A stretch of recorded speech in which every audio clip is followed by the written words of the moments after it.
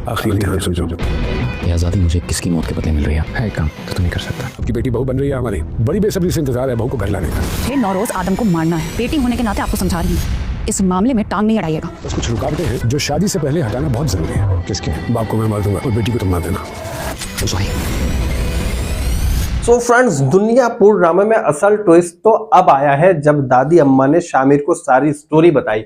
इससे पहले ड्रामा थोड़ा सा फजूल सा लगने लगा था और हमें ऐसा लग रहा था कि शायद इस ड्रामे में शामिर से बड़ा बेवकूफ कोई नहीं है और व्यूवर्स को शामिर के ऊपर बहुत ज्यादा गुस्सा आ रहा था और हर कोई ये कह रहा था यार किस तरह का बदअकल इंसान है जो मतलब समझ ही नहीं रहा है, अपने बाप को नहीं समझ रहा। उसका बाप इतनी चीजें बता रहा है, इतनी बातें बता दी हैं नवाब के बारे में, उसकी बेटी के बारे में, लेकिन अभी तक वो समझ ही नहीं रहा है और अभी तक अना अना के ही गाने गा रहा है।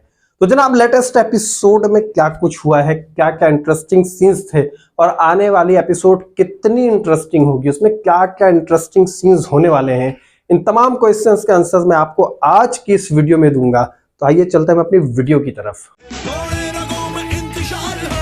अच्छा भाई, सच सच बताइएगा कि अभी तक दादी जान ने जब शामिर को कोई बात नहीं बताई थी, आप लोगों को भी मेरी तरह इतना ही गुस्सा आ रहा होगा कि यार इस बंदे को कम से कम होश के नाखून लेने चाहिए और ये सोचना चाहिए कि अब्बा जान जब इतनी बातें बता रहे हैं, इतनी नसीहतें कर रहे हैं और वो चीजें बता रहे हैं जो कुछ हो चुका है, जो कुछ होने वाला है, कौन कहां पर बैठा है, कौन किससे मुलाकातें कर रहा है, कौन कितना असलहा मंगवा रहा है, किसने किसके साथ गठजोड़ बना ली है, कौन किसके लिए काम कर रहा है, फिर भी इस बंदे को अकल नहीं आ रही थी।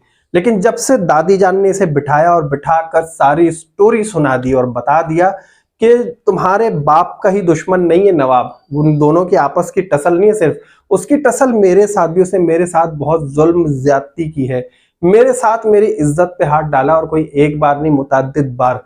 जब ये सुनना था तो पोता है, जाहिर सी बात है, उसी बाप का खून है, उसी दादी का खून है, तो खून ने जोश मारा और जोश मारने के बाद अब उसने ये सोच लिया कि अपनी दादी की कम से कम इज्जत का तो बदला लेना है, जो उसने बेइज्जती की है, जो उसने इज्जत पे हाथ डाला नवाब ने।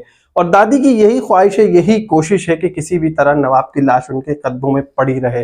तो इस ख्वाहिश को पूरी करने के लिए उनका बेटा नौरोज तो मौजूद है, लेकिन यहाँ पर अभी तक शामिर साहब जो कुछ रुकावट बनते हुए नजर आ रहे थे, अपने बाप की सारी प्लानिंग को जाकर जो है सीधा सीधा अना को बता दिया करते थे, इन्फॉर्म कर दिया करते थे कि अब ये कुछ होने वाला है, हमारे अब्बा जान ऐसा कर रहे हैं तो तुम ऐसी तदाबीर इख्तियार कर लो, तुम अपने आप को बचा लो, हमारे आदमी यहाँ जाएंगे, तुम्हारे आदमी वहां आएंगे।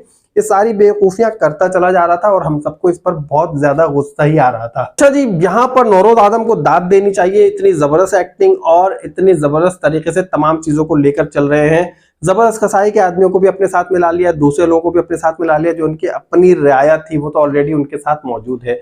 अब उन्होंने दादी जान ने इतना अच्छा यहाँ पर गेम प्लान किया, सारा कुछ बता दिया शामिर को। अब शामिर जो एक तरफ था वो भी अपने बाप के राउट पर चल पड़ा, उसी नक्शे कदम पर चल पड़ा और अब वो ठीक से में जाने लगा है। नौरोज आदम ने मीर हसन के अड्डे पर भी छापा डलवा दिया, सारी चीजें निकाल के लेकर आ गए, मीर हसन को बांधकर कैद कर दिया गया और यहाँ पर नौरोज आदम ने हॉस्पिटल का जो गेम खेला, वहां पर जाकर आईजी को पकड़ा, अपनी तमाम बातें मनवा ली, पुलिस को हटवा दिया। That was super. अब मैं आपको बताता हूं कि आने वाली एपिसोड में क्या होने वाला है और किस किस तरह से होने वाला है। नौरोज आदम अब कौन सा गेम प्लान कर रहे हैं। तो नौरोज आदम अब शादी की तैयारियां करेंगे और शादी होगी शामिर की और अना की, लेकिन अना शामिर के पास नहीं आ पाएगी, रुखसती नहीं हो पाएगी। ये आप लिख लीजिए, मुझे अभी से ऐसे ही वाइब्स आने लगी हैं कि इसकी रुखसती नहीं होने वाली, रुखसती से पहले ही बहुत सारे मामलात हो जाएंगे। भाई नौरोज आदम फोन करते हुए नजर आएंगे नवाब को और यही कहेंगे कि शादी की बहुत जल्दी है मुझे और बड़ी बेचैनी है कि तुम्हारी बेटी दुल्हन बन के मेरे घर आ जाए, लेकिन उससे पहले कुछ पेंडिंग काम है जो मुझे निपटाने हैं। यहाँ पर नवाब के दिमाग में घंटियां बजना शुरू हो जाएंगी। नवाब भी बहुत चालाक आदमी है, उसने भी कोई कच्ची गोलियां नहीं खेली हैं। तो नवाब के जहन में बात आएगी यार कौन से ऐसे पेंडिंग काम है जो इसने जो है प्लान किए हुए हैं। तो नवाब जो है अपने आदमी तैयार रखेगा, असला तो उसने बहुत मंगवा लिया है, आदमी भी बहुत मंगवा लिए हैं, लेकिन अब उसे ये बात समझ में आ गई है कि जो पुलिस की बैग थी जो नौरोज आदम के खिलाफ इस्तेमाल करनी थी, वो पुलिस यहाँ से हट चुकी है, अब सिर्फ और सिर्फ उसके आदमी है। लेकिन उसे अपने आदमियों पर भरोसा नहीं है, उसे ये अच्छी तरह से पता है कि नौरोज आदम के पास इतने आदमी हैं कि जो कि 10 मिनट के अंदर अंदर जो है नवाब और उसके आदमियों का खात्मा कर सकते हैं। लेकिन वो अपनी स्ट्रेटेजी के तहत चल रहे हैं। साथ में उसका जो भाई है जमीर, ये भी बड़े दोगलेपन का बहुत अच्छा सा मुजाहिरा कर रहा है, क्योंकि पहले ये नौरोज आदम के पास से रिहा होकर गया, फिर अब जो है ये खुद ये कोशिश कर रहा है, इसकी मतलब अपनी कोशिशें इसी तरफ है कि किसी तरह दुनियापुर पे खुद कब्जा हासिल कर ले। बहरहाल अब जो है अना भी बहुत ज्यादा एक्साइटेड हो चुकी है कि शादी जल्दी से और जाकर वो नौरोज आदम को मारे। अब यहाँ पर ये तमाम बातें ऑलरेडी नौरोज ने जो है अपने बेटे शामिर को बता दी है कि वो हम सबको मारना चाहती है और अब हमारा जो काम है वो यही है कि हमें इनका खात्मा करना है। मुझे इसके बाप का खात्मा करना है और तुम्हें उसकी बेटी का खात्मा करना है। यहाँ पर शामिर अपनी बाप की बात को मान लेगा, लेकिन वो खुद से अना को नहीं मारेगा। वो इस काम के लिए जाएगा सीधा मीर हसन के पास और उसे यही कहेगा कि मैं तुम्हें आजाद कर रहा हूँ। मीर हसन भी एक चालाक आदमी, पुलिस ऑफिसर है। वो समझ जाएगा कि कुछ ना कुछ मसला है, मामलात हैं जो मुझे रिहा किया जा रहा है, जो मुझसे ये काम लेना चाहते हैं। तो वही पूछेगा कि मेरी रिहाई की कीमत क्या है, किसकी जान लेनी है।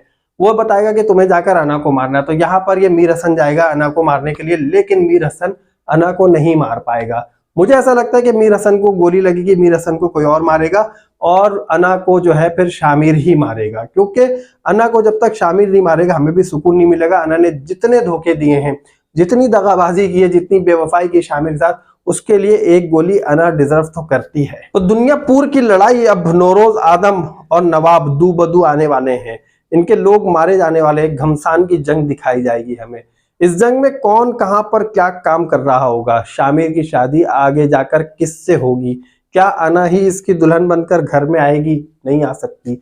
इसकी दुल्हन कौन बनेगी, आगे क्या होने वाला है, नौरोज आदम का क्या फ्यूचर है, नौरोज आदम जिंदा रहेगा या नहीं रहेगा, नवाब जिंदा रहेगा या नहीं रहेगा। इन तमाम बातों को जानने के लिए नेक्स्ट एपिसोड जरूर देखिएगा और उसके आगे का रिव्यू देखने के लिए मेरे चैनल को सब्सक्राइब कीजिए, वीडियो को लाइक कीजिए और मुझे इजाजत दीजिए। अल्लाह हाफिज।